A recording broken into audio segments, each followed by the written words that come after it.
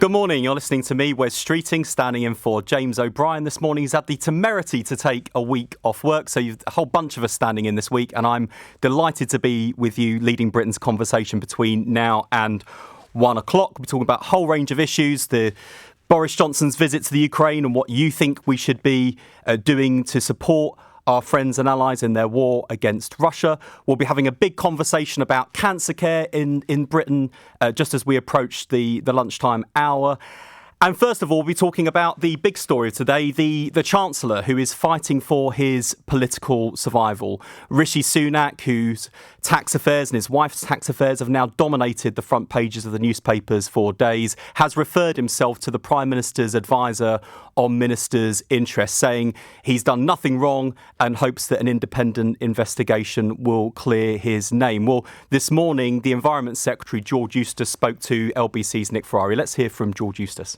Well, look, my own view on this is those who put themselves forward for election, they are fair game. You know, there's scrutiny on elected MPs in a way that no other people get. And so it's understandable that the Chancellor would get that scrutiny. We also all go into this knowing that to some extent, you know, we're exposing other family members to that scrutiny as well. That goes with the territory a bit.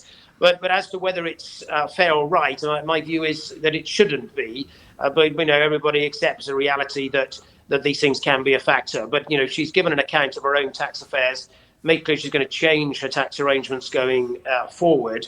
And the Chancellor himself has referred, his own declarations, which he says he made fully, but to Lord Geit, who's the Prime Minister's advisor on ministerial interests, to look at this. Well, I guess the big question, really, in response to what Rishi Sunak's done is does this really matter? Is it going to make any difference?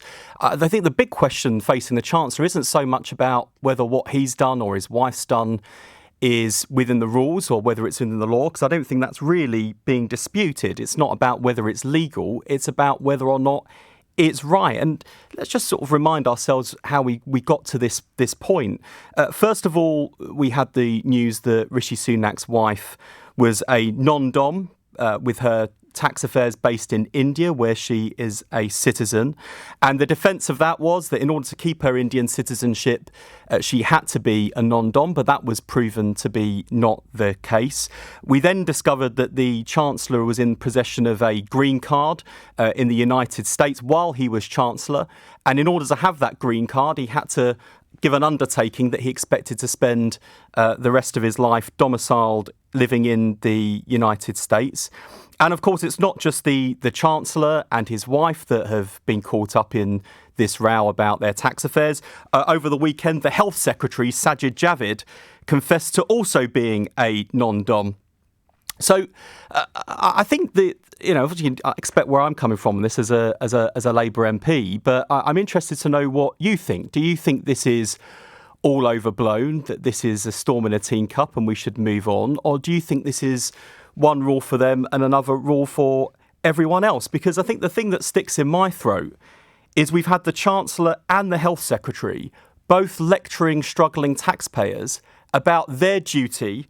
In the case of Sajid Javid, I think he said it was their moral duty to pay higher taxes in order to fund public services like the NHS. And yet we've now got the Chancellor and the Health Secretary managing their tax affairs in a way that means they will end up paying less tax in a way that most people in this country are simply unable to do. And the luxury of being able to choose how much tax you pay, where you pay that tax, when you pay that tax, is not one that is enjoyed by most people in this country, which is why I think it is one rule for them and another rule for everyone else. Now, some people will say this is playing the man, not the ball, and perhaps worse still, we're attacking his wife and family. But there are two reasons why this matters. One is it's just an accepted part of ethics and propriety in government that ministers have to disclose not only their own financial interests, but the direct financial interests of the people around them. And there's a good reason for that, especially if you're the Chancellor of the Exchequer. You're making decisions all the time about tax and spending in a way that could directly benefit you or the people around you. And so it's important those decisions are being taken for the right reasons and in the right way, and that we avoid conflicts of interest. But also it is a question of double standards. We've got Rishi Sunak having increased 15 tax rises in just 2 years, at a time when people are dealing with the worst cost of living crisis in living memory. He imposed a £20 a week cut in universal credit, which affected the very poorest people in our country, and a spring statement that delivered the biggest cut in unemployment benefits since the 1970s and plunged 500,000 children in our country into absolute poverty. So the idea that the Chancellor, who has made families in this country around £2,600 a year worse off, has been managing his tax affairs and managing his family's tax affairs in a way that means he pays less tax in this country, I think will stick in the throats of lots of people. And by the way, it's not just Labour people that are saying this. In fact, I think we've been quite careful, actually, in the way that we've posed questions and asked challenging questions of the government. I was really struck by a line in the Sunday Times this weekend which reported Conservative advisers, so these are Conservative Party advisers, describing the Chancellor and his wife as Rishi no tax and Akshata murky. Now, these are Conservative advisers who've used that kind of language. I certainly wouldn't hear it from me this morning, and I doubt you'll hear it from leading Labour politicians either. I think the question we've got to ask ourselves is this fair? Is this right?